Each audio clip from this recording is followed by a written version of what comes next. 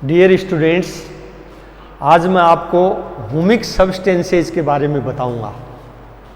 Humic substances हैं ये soil organic matter के सबसे इम्पोर्टेंट फ्रैक्शंस हैं। जैसे सॉइल ऑर्गेनिक मैटर का डिकम्पोजिशन होता है तो बहुत तरह के प्रोडक्ट्स बनते हैं।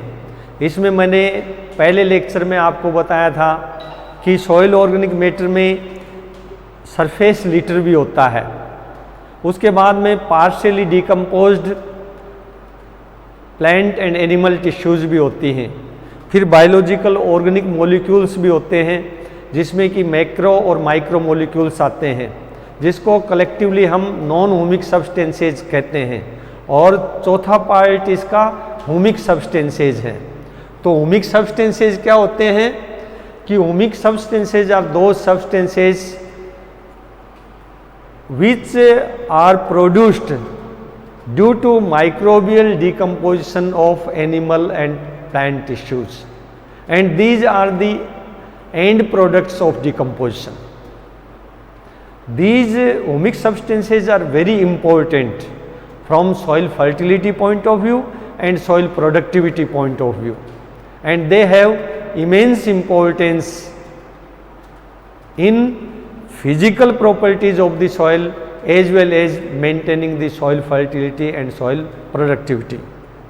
तो हम इसको इस तरह से कह सकते हैं कि humic substances are formed by the decomposition of plant and animal residues by microorganisms as end products.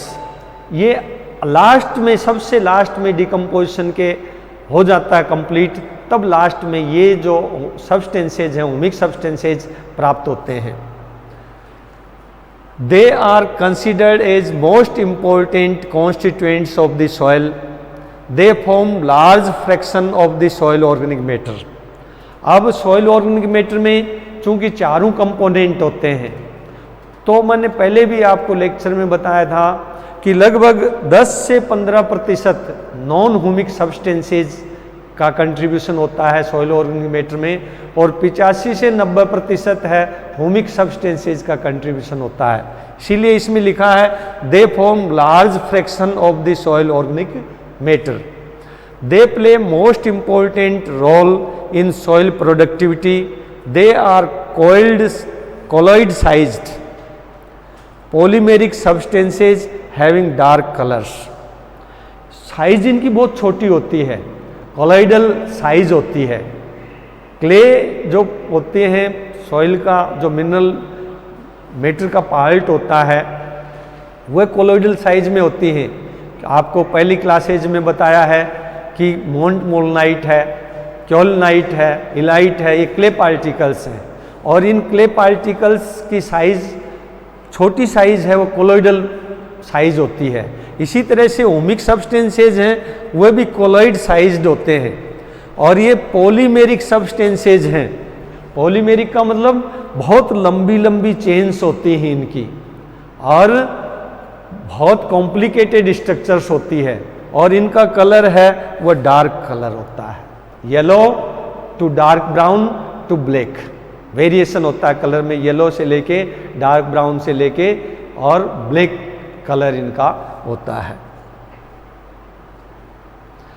फिर दूसरी प्रॉपर्टीज इसकी क्या है, humic substances are polymeric compounds. जैसे मैंने आपको बताया था कि पॉलीमेरिक होते हैं, इसमें बहुत सारी यूनिट्स होती हैं।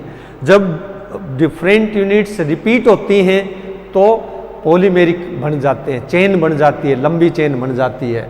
तो they are polymeric compounds buildup of mainly of aromatic units. बहुत सारी एरोमेटिक यूनिट्स मिलके और फिर इनको बनाती हैं। और the major units are phenols, quinones, aromatic carboxylic acids which together with nitrogenous compounds form long chains. अब एरोमेटिक तो यूनिट्स हैं, एरोमेटिक यूनिट्स में कौन सी हैं, क्विनोन्स हैं, फिनोल्स हैं, एरोमेटिक कार्बोक्सिलिक एसिड्स हैं, तो ये अलग अलग यूनिट्स हैं। फिर ये यूनिट तो रिपीट होती हैं, इसके अलावा नाइट्रोजनस कंपाउंड्स भी इनमें लिंक्ड होते हैं। और ये लिंकेज किन के द्वारा होता है? डिफरेंट बॉन्ड्स के द्वारा होता है। जैसे O बॉन्ड है, NH बॉन्ड है, नाइट्रोजन बॉन्ड है, इथीन बॉन्ड है, इथिलीन भी बोलते हैं, इथीन भी बोलते हैं। इस तरह के डिफरेंट बॉन्ड्स हैं, वो ब्रिज का काम करते हैं, वो जोड़ने का काम करते हैं इनको। इस तरह से ये एरोमेटिक यूनिट्स हैं, वो नाइट्रोजनस कंपाउंड्स के साथ डिफरेंट जो बॉन्ड्स हैं, ऑक्सीजन, अमीन, नाइट्रोजन, इथीन, ये आपस में इनको जोड़ के और बहुत लंबी लंबी चेन्स बनाते हैं। Aliphatic structures are also present as branches on chain. अब ये जो ब्रांच बनती हैं, बहुत लंबी लंबी लंबी ब्रांच बनती हैं, इनमें चेन्स भी बन जाती हैं। इन चेन्स पर एलिफेटिक स्ट्रक्चर्स होती हैं। तो इस तरह की बहुत लंबी लंबी चेन्स बन जाती हैं और इसमें ब्रांचेज निकलती हैं और ब्रांचेज में एलिफेटिक यूनिट्स होती हैं। तो एरोमेटिक यूनिट की चेन बन गई और एलिफेटिक यूनिट की ब्रांचेज बन गई। इस तरह से ये बहुत कॉम्प्लिकेटेड स्ट्रक्चर्स होती है इनकी। Some units which form humic polymer include mono, di and tri hydroxy benzenes, benzene carboxylic acids. ये एग्जाम्पल्स हैं इनके। Heterocyclic nitrogenous compounds, amino acids, aromatic amines and small amounts of fatty acids, carbohydrates, polypeptides etcetera.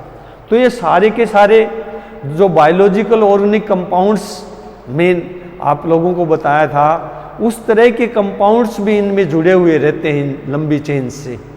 और इनमें बहुत तरह की units होती हैं। ऐसा नहीं कि एरोमेटिक यूनिट में एक ही तरह के, जैसे फिनोल्स ही हों, फिनोल्स के साथ क्विनिन्स भी हो सकते हैं, कार्बोक्सिलिक ग्रुप्स भी हो सकते हैं, साइड चेन्स भी हो सकते हैं।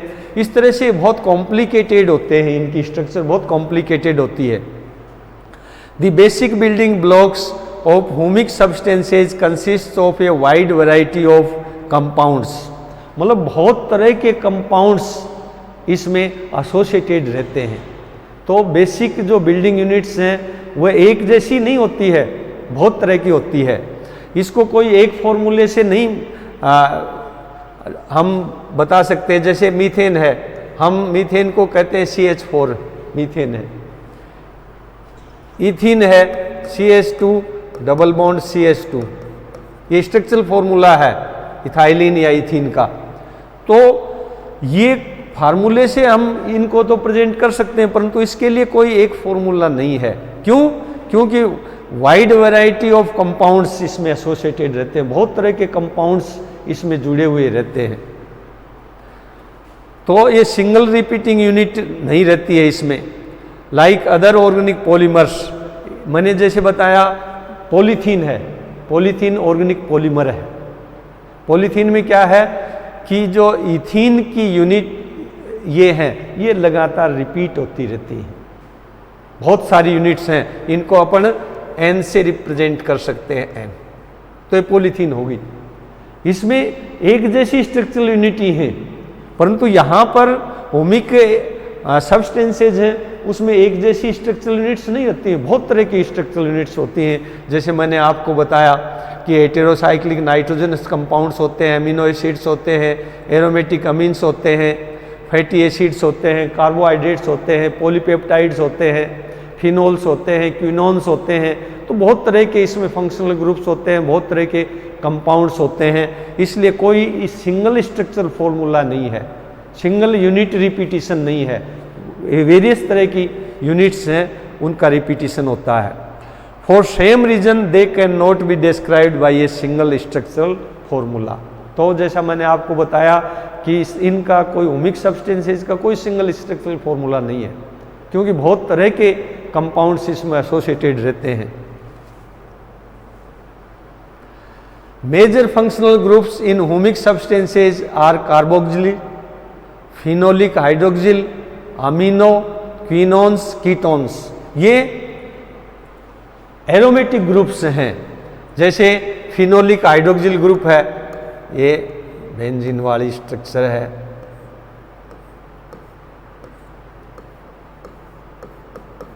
ये ग्रुप हो गया फिनोलिक। तो इस तरह के बहुत सारे अलग अलग ग्रुप्स होते हैं, अमीनो ग्रुप है, क्विनोन ग्रुप है, कीटोन ग्रुप है, तो ये डिफरेंट फंक्शनल ग्रुप्स इसमें एसोसिएटेड रहते हैं। और ऐसा नहीं है कि एक ही फंक्शनल ग्रुप बार बार रिपीट हो रहा हो, डिफरेंट फंक्शनल ग्रुप्स भी इसमें आते हैं। इनका जो डायामीटर है ह्यूमिक सब्सटेंसेज का, ये वेरी करता है 60 से 100 एंगस्ट्रॉम तक, ये इनका डायामीटर है।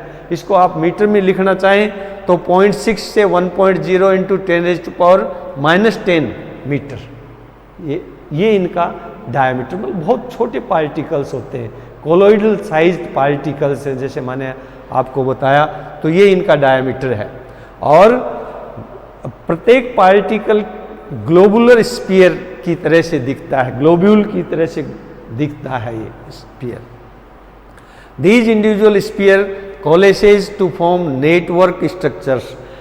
फिर ये इंडिविजुअल जो स्फीयर्स हैं, पार्टिकल्स हैं, ये आपस में जुड़ जाते हैं और जुड़ के किस तरह की स्ट्रक्चर बनाते हैं? Network structures, fibre like structures, fibre की तरह से, fibre like structures, spongy structures with voids. Sponge देखते हैं आप तो उसमें बीच बीच में छेद होते हैं, उसको स्पंज को दबाते हैं तो दब जाता है, थोड़ी सी स्पेस में हो जाता है क्योंकि उसमें छेद होते हैं। तो इस तरह से इसमें भी स्पंजी स्ट्रक्चर भी होती हैं, फाइबर लाइक स्ट्रक्चर भी होती हैं, नेटवर्क स्ट्रक्चर्स भी होती हैं। और ये सारी स्ट्रक्चर हैं, ये आपस में जुड़ भी जाती हैं और जुड़ के एग्रीगेट्स बना देती हैं। इसीलिए आपको पहले ऑर्गेनिक मैटर में बताया था कि ये सॉइल फिजिकल प्रॉपर्टीज़ को इम्प्रूव करता है। और सॉइल फिजिकल प्रॉपर्टीज़ को इम्प्रूव करने के लिए सबसे पहले बाइंडिंग का काम करता है।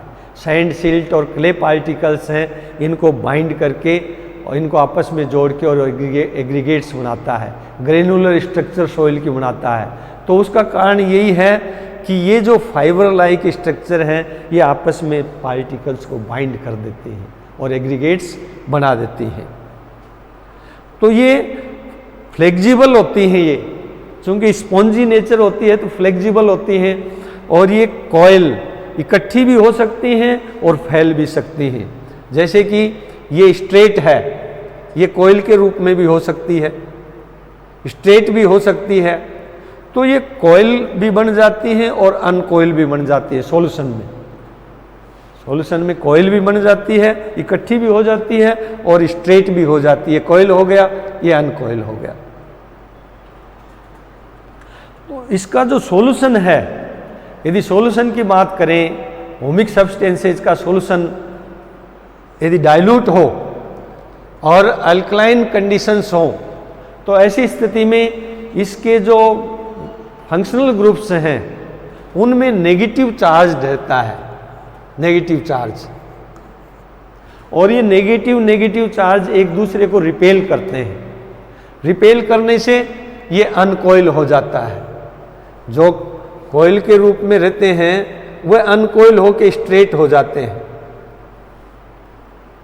अल्कलाइन सॉल्यूशन कंडीशंस में, डाइल्यूट जब इनका सॉल्यूशन होता है उस स्थिति में। और कंसंट्रेटेड सॉल्यूशन होता है या एसिडिक कंडीशंस होते हैं या साल्ट्स प्रेजेंट होते हैं, तो ऐसी स्थिति में क्या करते हैं, जो ये स्ट्रेट होती हैं ये आपस में कॉइल बना लेती हैं, कॉइल के रूप में हो जाती हैं। तो इसमें जो आपस में फिर मिलके कई स्ट्रक्चर्स आपस में मिलके एग्रीगेट्स बना लेती हैं, एग्रीगेट्स बन जाते हैं। तो इस तरह से जो ह्यूमिक सब्सटेंसेज हैं, ह्यूमिक एसिड हैं, इसको भी फ्रैक्शंस से, ह्यूमिक सब्सटेंसेज को के अलग अलग फ्रैक्शंस होते हैं। इनके गुणों के आधार पर इनको 3 कैटेगरी में डिवाइड किया जा सकता है। Humic substances fractions based on size and properties, इनकी मोलिकुलर साइज और प्रॉपर्टीज के आधार पर तीन ग्रुप में विभाजित किए जा सकते हैं ह्यूमिक सब्सटेंसेज को। पहला ग्रुप क्या है? फल्विक एसिड, दूसरा ह्यूमिक एसिड और तीसरा ह्यूमिन्स। फल्विक एसिड क्या है? ये वाटर में, एसिड में और अल्कली में, तीनों में सोल्यूबल होते हैं। ह्यूमिक एसिड है वो सिर्फ अल्कली में सोल्यूबल होता है, एसिड में सोल्यूबल नहीं होता है, वाटर में सोल्यूबल नहीं होता है। और ह्यूमिन्स है ये क्या है कि इनसोल्यूबल होती हैं, न एसिड में होती हैं, न वाटर में होती हैं, न अल्कली में होती हैं। और ये सॉइल मैट्रिक्स से स्ट्रांगली जुड़ी हुई होती हैं, बहुत स्ट्रांग एसोसिएशन होता है उसका सॉइल मैट्रिक्स से।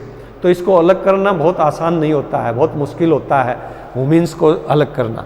फल्विक एसिड को और ह्यूमिक एसिड को तो एसिड से या अल्कली से डिजोल्व करके अलग किया जा सकता है, परंतु ह्यूमिन है इनको डिजोल्व करके अलग नहीं किया जा सकता है, सॉइल मैट्रिक्स से बहुत स्ट्रांगली एसोसिएटेड रहती हैं। अब आपको डिफरेंस मैं बताता हूँ प्रॉपर्टीज़ के आधार पर, इनकी मोलिकुलर साइज के आधार पर फल्विक एसिड और ह्यूमिक एसिड में क्या डिफरेंस है।